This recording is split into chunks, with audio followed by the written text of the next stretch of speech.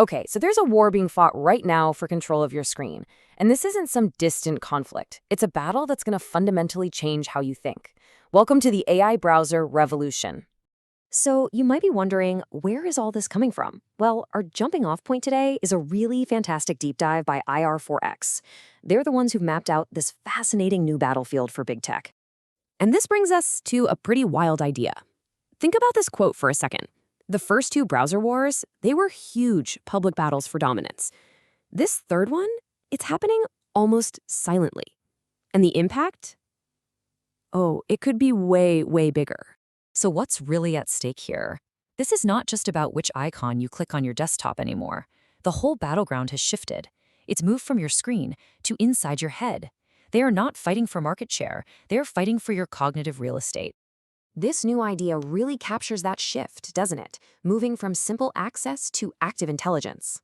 So yeah, welcome to the brain wars. At the very heart of this war is a fundamental change in what a browser even is. For decades, it's been a passive window, right? You type something, it shows you something. But now it's becoming an active partner, a co-pilot that actually anticipates your needs and works alongside you. But, that can sound a little abstract. What does this shift actually feel like in the real world? To get it, let's follow a journey that I think we can all relate to. A journey from clicks to conversations. This timeline probably looks pretty familiar. We all started like Raya back in 1995, with slow, linear learning from a book. Then came the library era. Organized, sure, but so manual. Then, bam, the Google era hits, giving us instant information, but also just a wall of overwhelming noise. We all became professional link clickers. But look at 2025. This is the massive leap. Raya doesn't just search, she delegates. She asks her browser to think, and it doesn't just give her links, it solves her problem. This really is the one-sentence truth of this whole revolution. It just nails it. We're moving way beyond just finding pages. The goal now is a tool that helps us with the entire process. Think, decide, and then act. So how in the world did we get here? This didn't just happen overnight.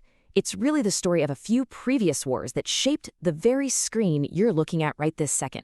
Okay, let's rewind. The first war was simple. The question was, who can open websites? Netscape Navigator was the early king, but Microsoft used its Windows monopoly to bundle Internet Explorer for free.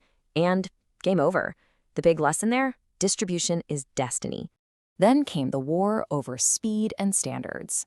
Internet Explorer had gotten kinda clunky and slow, and Google pounced with Chrome, a browser built for pure speed. That victory didn't just win the market share, it became the foundation for a $300 billion advertising empire built on our search behavior. Next, the battlefield moved into our pockets. The question was, who owns the mobile screen? This led to that big split we live with today, Chrome on Android and Safari on iOS. And this is where things like our context and location became the new currency, as our browsers learn to anticipate what we need on the go. And that brings us to today, the fourth war, the brain war. And the question this time is the most ambitious one yet. Who is going to replace search itself? It's not about finding information anymore. It's about synthesizing it. So, what does this new era look like in practice, especially at work? Well, your browser isn't just a tool anymore. It's your new cognitive partner.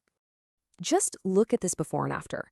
It's wild. Back in 2015, a CFO evaluating software would spend hours searching, clicking, compiling. Now, in 2025, that whole process gets condensed into a single prompt. 4 hours of manual labor becomes 90 seconds.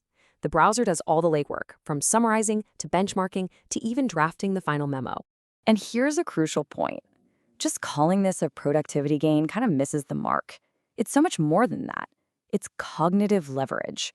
It's all about amplifying our ability to think by outsourcing the information gathering. And the numbers, they're staggering. We're looking at a 10 to 50 times faster completion rate for tasks that are heavy on research. This isn't a minor tweak, it's a complete order of magnitude shift.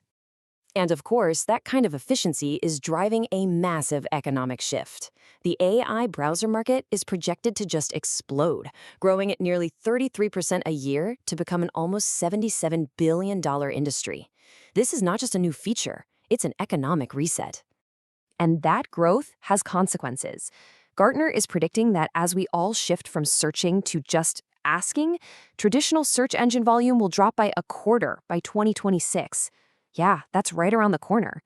The old way of finding info is already on the decline. So this brings the focus right back to us. In this new war, our choices, the tools we decide to use, they have real implications.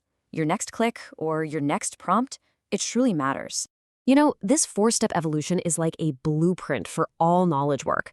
First, we had tools that could just open pages. Then, they got smart enough to rank them. After that, they started to understand our intent. And now, we're entering stage 4, tools that can reason and act on our behalf. When you zoom out, the whole story is incredibly clear. The first wars were all about access and speed. Then it was about dominance and data. But this current war, it's being fought on an entirely new plane, intelligence. And that leaves us with one final, critical question. In this new era of cognitive leverage, the line between just doing a task and really thinking about it is getting blurry. So the question for you is your workflow still based on clicking, or have you started leveraging these new tools to truly think?